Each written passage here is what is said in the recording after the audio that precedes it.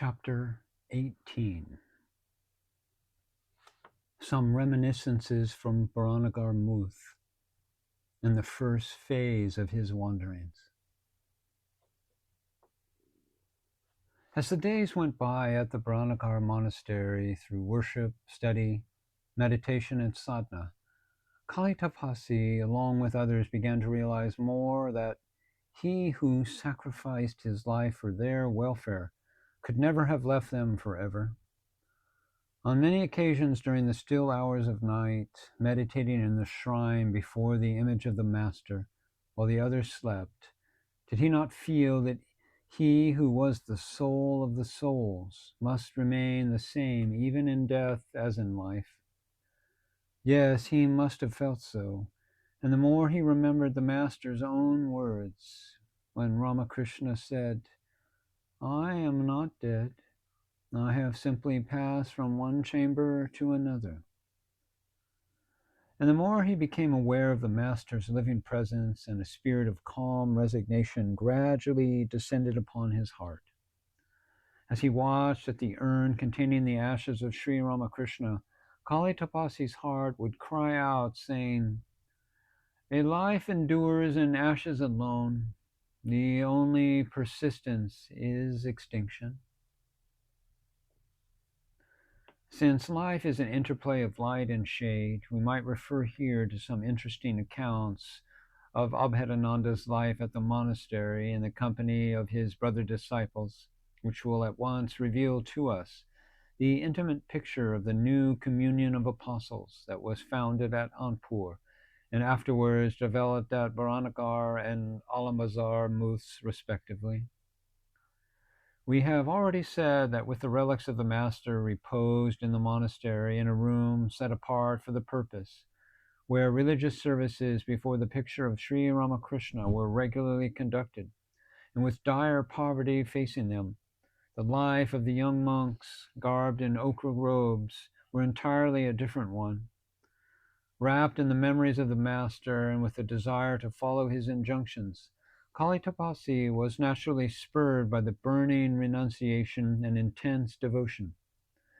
In short, after passing through the travail of a new birth, after answering the challenges of the internal and external nature, he emerged truly as an apostle of a new dispensation.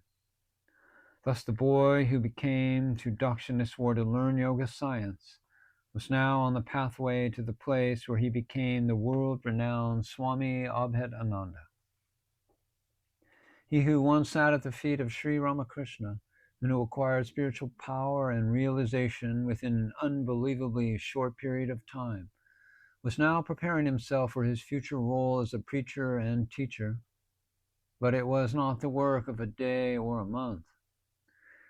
If the days at Baranagar were spent in poverty and starvation, they were also spent in intimate association of brother monks who would sometimes indulge themselves in the lighter aspects of life. For instance, we might relate here an incident which happened at Calcutta. It was on the Ekadashi day when Naren, accompanied by Kali Prasad, came to Calcutta, and both of them visited the residences of one devotee after another. But nowhere were they entertained with food or drink as to their expectation. As it was getting late at night, they came to the ancestral house of Naren at Gur Mohan Mukherjee Street, where conditions were all the more worse. So there also, nobody offered them anything, nor did they apprise anybody that they had been fasting all the day.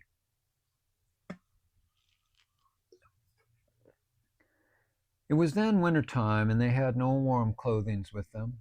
They slept together side by side with nothing practically to wrap their bodies. Naren was undaunted and began to smoke and discuss Vedanta.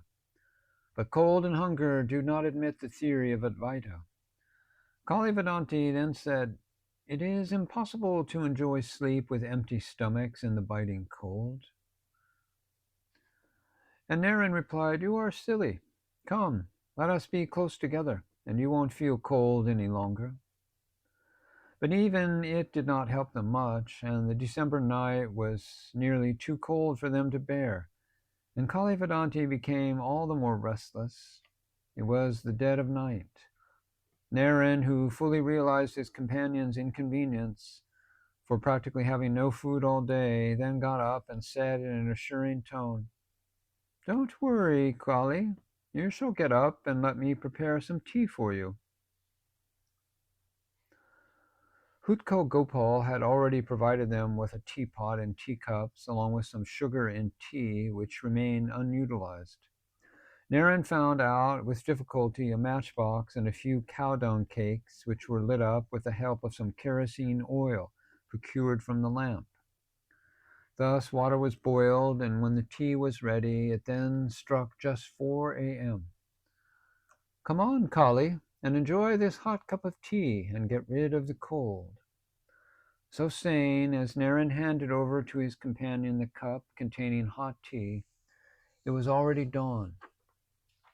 "This hot cup of tea seems to me as more concrete than your blessed theory of Advaita. Don't you think so, Kali?" said Naren in a jesting mood as he sipped the cup to the last drop. This incident might appear to some as insignificant, and the discriminating biographer might dismiss it as not very important, so as to be recorded. But there happens at times in the lives of great men such small and apparently insignificant incidents that in their ultimate analysis reveal the magnitude of their life. Does not the small incident recounted here reflect the affection and love cherished by Swami Vivekananda for his beloved brother monk? Even the small deeds of the great men can sometimes reveal their inner greatness in a manner which is beyond the comprehension of ordinary men.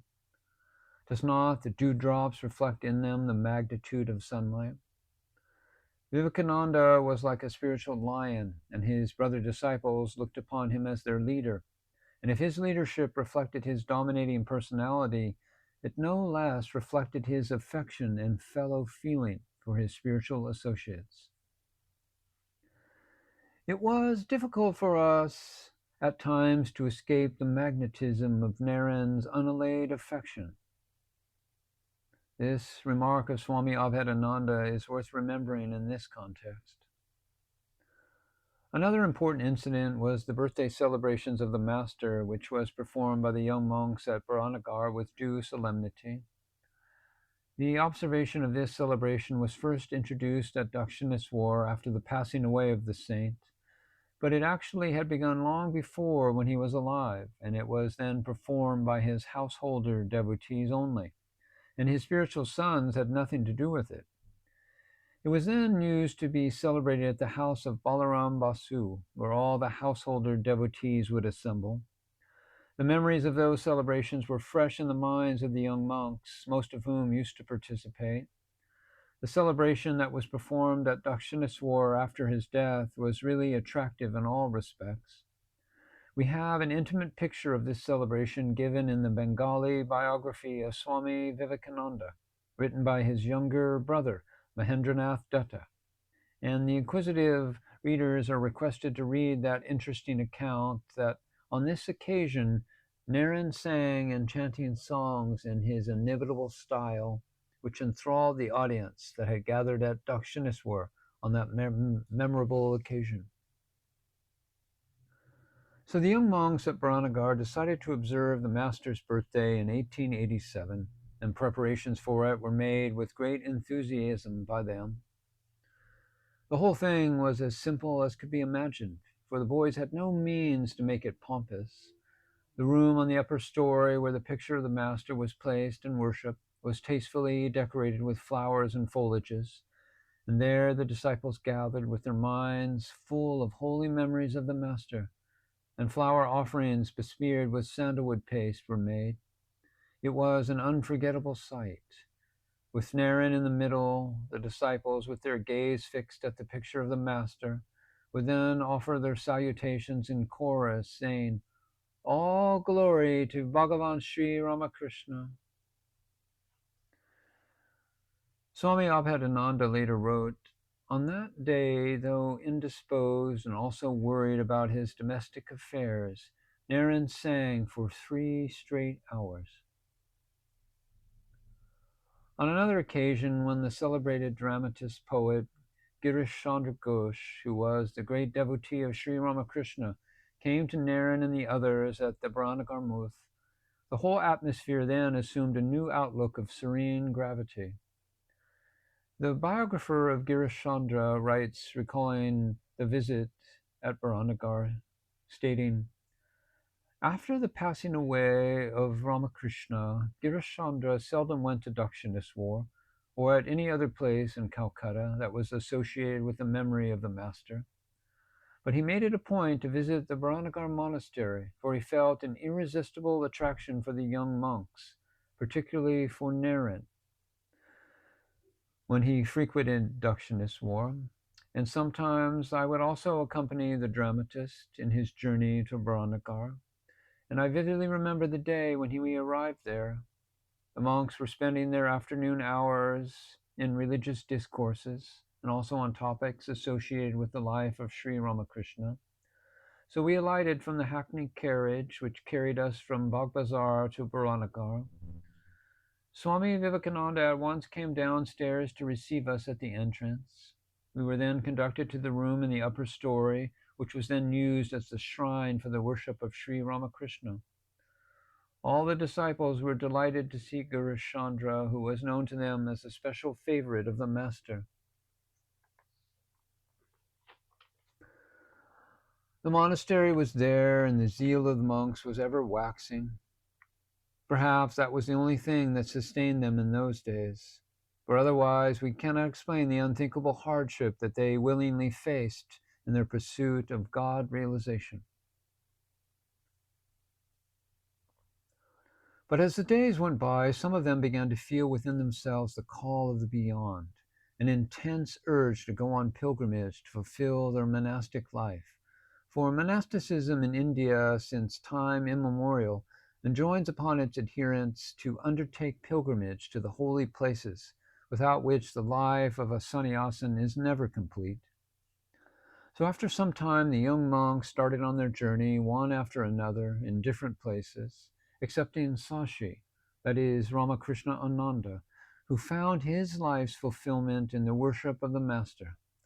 So he chose to stay at Baranagar with the sacred relics of Sri Ramakrishna. He never went anywhere. Thus the time came when we find the sons of Sri Ramakrishna going to different places of pilgrimage, which meant for them not merely sightseeing, but gathering experience of a new life, and also practicing spiritual austerities. And thus began the first phase of the wandering life of Abhedananda. Before appearing on the world stage, it may be pointed out here that Swami Abhedananda traveled throughout the length and breadth of Hindustan, from the Himalayas down to Rameswaram, and from Jagannath to Dwarka, barefooted, without touching money, without thinking of the morrow, and with one blanket as his bed and garment. It is a fascinating as well as rewarding exercise trying to reconstruct Kali Tapasi's itinerary in almost all the holy regions of India since the time he went to Puri in 1887, shortly after the birthday celebration of the Master at the Baranagar Muth. Of all the disciples of Sri Ramakrishna, none perhaps traveled so extensively, both in India and abroad, as Swami Abhedananda, as the subsequent account of his life will show. The tendency to travel was inborn with him, just as it was with Swami Vivekananda. Modern India has seldom witnessed wandering ascetics like them. Writes Swami Abhedananda, in the year 1887, I, along with Sarat and Baburam, started for Puri. In those days, the steamer would go only up to Chandbali, and thence one had to go to Cuttack by a cart, and we did so. And at Cuttack, we met with the two brothers of Balaram Babu. They were pleased to learn that we were bound for Puri, and one of them, Hari Babu Babu, gave us a letter of introduction in the name of the Bahanta of the Imar Muth in Puri. This monastery belongs to the Acharya Vaishnavas, belonging to the Sri Ramanuja sect. The Mahanta was very hospitable to us, and it was due to him that we had no difficulty in finding accommodation there. We stayed at the Imar Muth for 6 months. In that year, we were fortunate to witness the famous car festival from the beginning to the last, and also to participate in it.